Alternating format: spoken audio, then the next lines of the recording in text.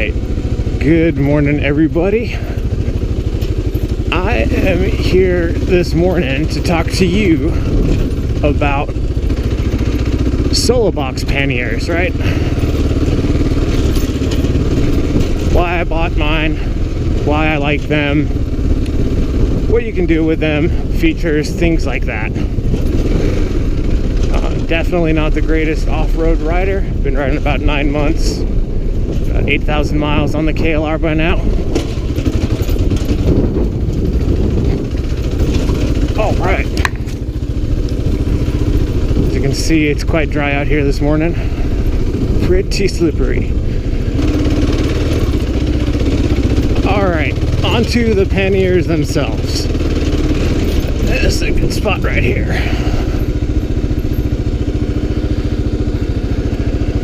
All right. So,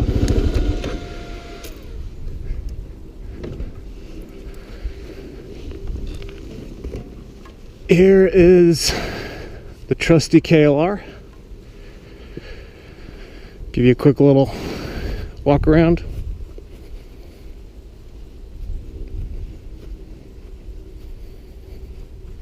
Why I went with hard boxes rather than soft bags. General consensus that you'll find in research online is, and also in your own experiences, depending on what you get, hard bags oftentimes, or panniers, usually preferred for security because you can lock them. There's nothing really very easy to cut. It's not like a bag that you can potentially just cut through. Negatives of that hard casing is if you are a newer rider and you're having to dab your feet off the pegs, depending on how long you keep your feet on the ground, you can sometimes catch your calf on the bottom of the box. Also, in the event of a crash or a tip over, they could of course potentially add some additional injury, but plenty of people that go off-road with hard cases and have good success. Also plenty of people that go off-road and don't have good success. So your mileage may vary.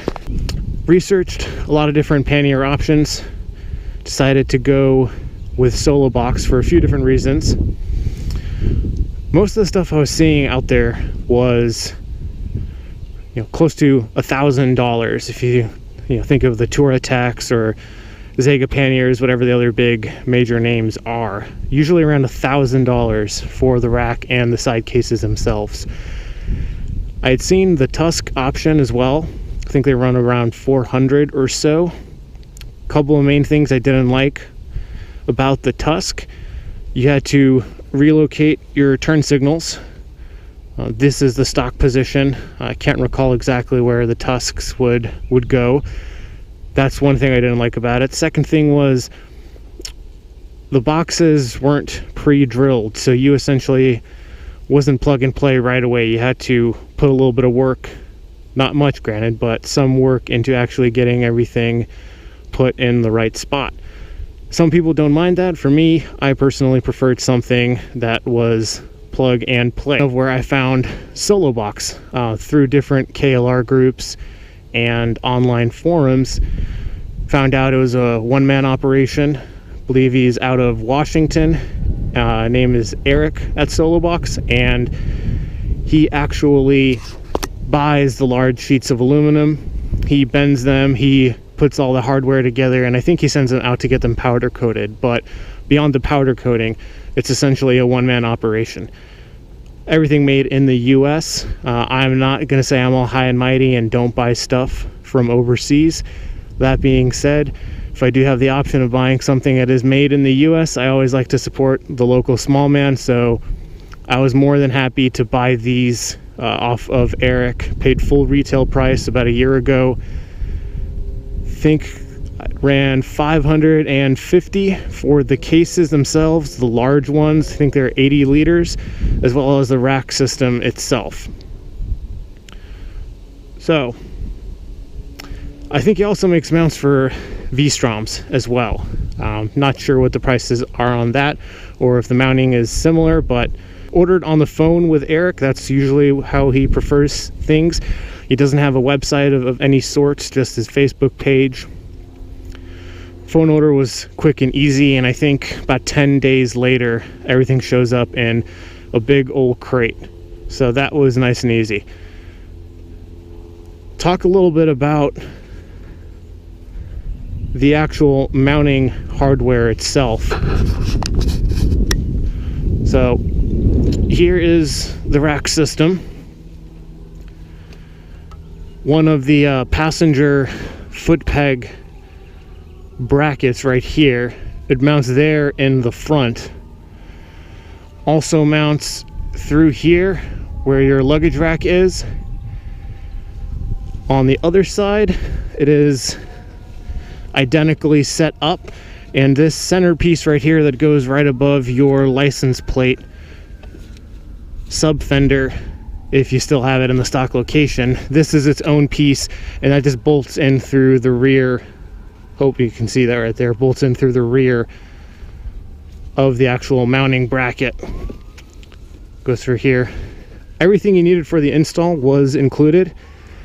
I think it reuses one bolt on each side from the actual KLR 650, but installation was a breeze, very easy to put together. A couple of features of the Solobox itself: has footman loops here up top. These are very well riveted into the actual lid itself. Nice and sturdy lid. I've had about 30 pounds worth of firewood on this bike at one point, and that was attached with rock straps through these footman loops. Didn't have any issues with that staying secure. Inside here we have a nice little gasket. Keeps it, definitely wouldn't say it is 100% waterproof in the event of dropping it in the bottom of the river, but here in Florida, I've driven through some pretty severe rainstorms with a lot of stuff in these, and I've never had any kind of moisture or water enter the cases at all. So short of dropping it and submerging it for some period of time, you're not going to have any issues. And this could potentially be considered a wear item. Easy to do. You could just peel this off and replace it with new weather stripping, but I've had mine for a year and they're still nice and supple, keeping everything sealed. All right, let's take a quick look at the exterior of the Solobox panniers, as well as how we mount and remove them. We'll go ahead and just remove it real quick, show you how long that takes. The little thumb nut right there can sometimes be easier just to spin it from the other side real quick.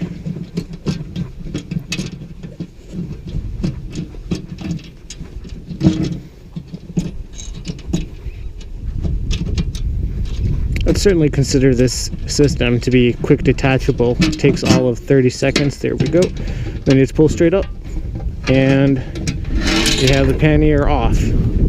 All right.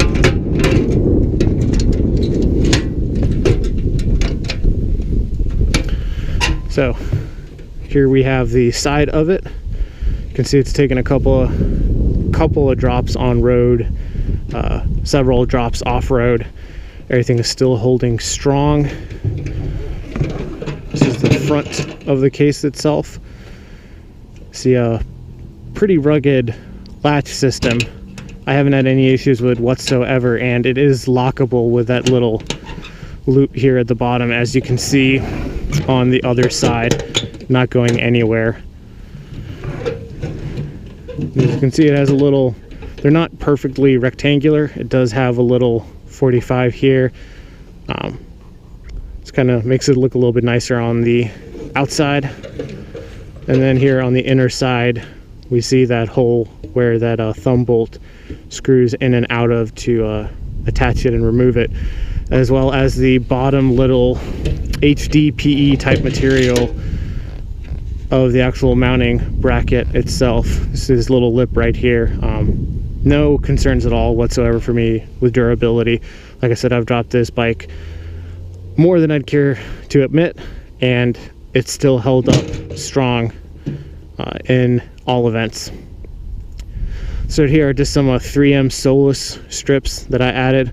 I'll throw a picture up there on the screen of what it looks like at night, but it's just essentially additional reflectivity. Same thing here on the sides. Just can never be seen too much, especially at night. I'll just throw that on here real quick. Some of my experiences with the boxes, I'll actually say all of my experiences have been extremely positive. I'll throw up another picture here on screen of what I've been able to fit into one of the cases when I did a 2-week solo trip from Northeast Florida up to the Smoky Mountains and back. It was about 1,800 miles total of riding. In February it was about 26 degrees, pretty darn cold, but I lived off of the bike for 2 weeks. It held everything that I needed to, and it was, you know, I couldn't have done it without these boxes, and dropping them up there plenty of times, and haven't had any issues whatsoever durability wise. Rainstorms, nothing. Everything has stayed dry. I've also been using these for just my general daily commuting, and again, they've held up perfectly fine and been outstanding. It's pretty much, this bike with the boxes has retired my car as far as driving every day, because everything that I could ever need to fit with me to work can fit into these boxes just fine. And if you do have some bulkier items that you need to attach, again, these really solidly mounted footman loops. Get yourself a couple of motorcycle rock straps, which are indispensable if you're carrying items that don't fit in the case, and you'll be able to transport a lot of different things. I've even had a 55-gallon Brute trash can on here at one point for a very, very short ride. Obviously I wouldn't recommend that on the freeway. One thing to mention about the lids is they are not actually attached to the case in any way when they are off the bike. So if you do forget to latch this on,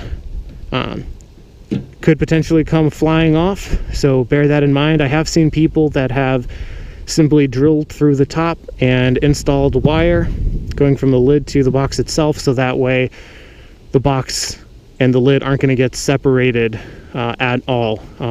I haven't done it yet because I don't really see a need to, but one day if I do lose a lid, I'm sure I'll think I'll have needed it at that point.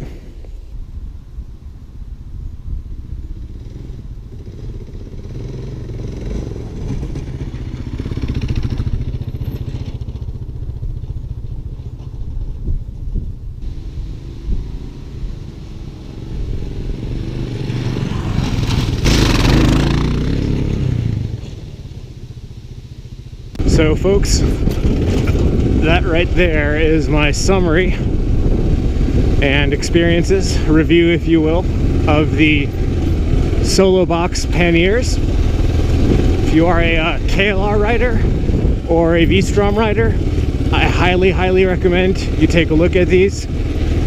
American made by a rider that's in the community. Very durable. Craftsmanship definitely shows. And yeah, he doesn't skimp out on quality, so look him up on Facebook, Solobox, all capital letters. Give him a call, and I'm sure he'll scare you away. Till next time, ride safe.